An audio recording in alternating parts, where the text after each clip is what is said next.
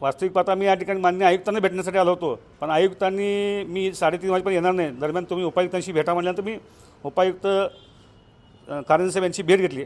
आज दुर्दैव, माझं दुर्दैव असेल किंवा त्यांचं असेल की त्यांचा आज वाढदिवस आहे आणि ते संवेदनशील अधिकारी असल्याचा माझा समज आहे।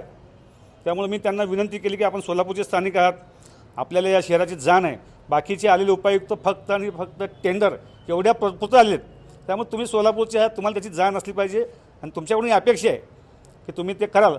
आणि त्यामुळे त्यांना आज वाढदिवसाची ती मी भेट पण दिली की साहेब हे आमच्याकडून गढूळ पाणी तुम्ही स्वीकारावं, आणि त्यांनी स्वीकारलं, त्यांनी कबूल देखील केले। साहेब ह्यांच्या खालची कर्मचारी वर्गावर कुणाचाच अंकुश नाही।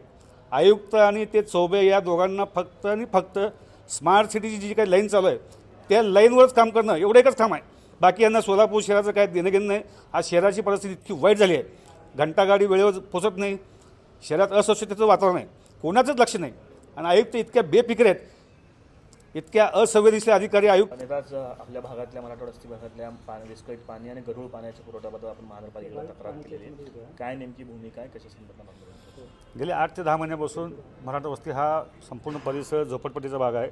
या परिसरामध्ये महानगरपालिकेकडून जो पाण्याचा पुरवठा होतो तो इतका गढूळ आणि अस्वच्छ, ड्रेनेजचं मैला मिश्रित पाणी येते।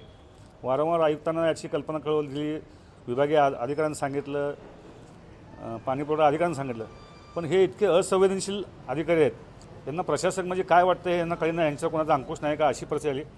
आज तर इतकं गढूळ म्हणजे साहेब ते पाणी बघितल्यानंतर किळस आली, किळस।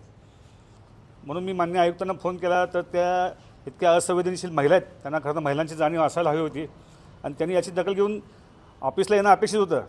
मी 1:30 वाजता या ठिकाणी आलो, 3 वाजले तरी आयुक्तांचाच पत्ता नाही, त्यामुळे हे असंवेदनशील अधिकारी आहेत। मी माननीय उपायुक्तांना आता ते पाण्याच्या बाटल्या दाखवल्या, त्यांना एकच विनंती केली की जो पाणी पुरवठा तुम्ही आम्हाला देता, एक तर ते पाणी तुम्ही प्या, जर पिण्यायोग्य असेल तर आम्हाला सांगा, नसेल तर ते पाणी पिण्यायोग्य मी पितो। तर त्यांनी ते पाणी स्वतःही पिलं नाही, मला देखील त्याला त्यांनी परवानगी नाकारली, त्यांनी ते मान्य केलं की हे पाणी गढूळ आणि घाण आहे। तर मी आमचे आमदार विजयकुमार देशमुख मला यांच्याशी याविषयी चर्चा केली, आणि मी आता महानगरपालिकेचे आयुक्त, उपायुक्त, पाणी पुरवठा करणारे अधिकारी, चौबे, विभागीय अधिकारी, जेई या सगळ्यावर IPC कलम 328 नुसार यांच्यावर गुन्हा दाखल करणार आहे। माझं आत्ताच पोलीस निरीक्षकांशी बोलून झालं आहे, तर मी त्यांच्याकडं या महापालिकेच्या अधिकाऱ्यावर गढूळ विष मिश्रित पाणी पाजून आमच्या जीविताशी तुम्ही खेळात अशा प्रकारचा गुन्हा दाखल करणार मी महापालिकेवर। किती महिन्यांपासूनचा सगळा प्रकार आहे, तुम्ही याच्या आधी किती फॉलोअप केला होता, त्याचं काय उत्तर मिळालं? मी 10 महिन्यापासून माननीय आयुक्तांना याची प्रत्यक्ष भेटून कल्पना दिली होती।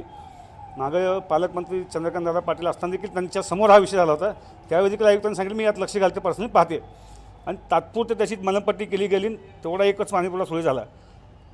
पण गेल्या 10 महिन्यापासून वारंवार प्रत्येक आठवड्यात येणारं पाणी हे अशाच पद्धतीचं गढूळ असतं। मग ह्या लोकांना प्रशासक म्हणजे यांची काही जबाबदारी नाहीच का?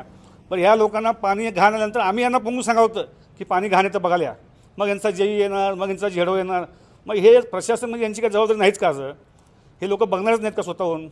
म्हणजे यांना नगरसेवकांना किंवा माजी नगरसेवकांनीच कळवावं का की या भागात या अडचणी आहेत, यांची काय जबाबदारी नाही का? आज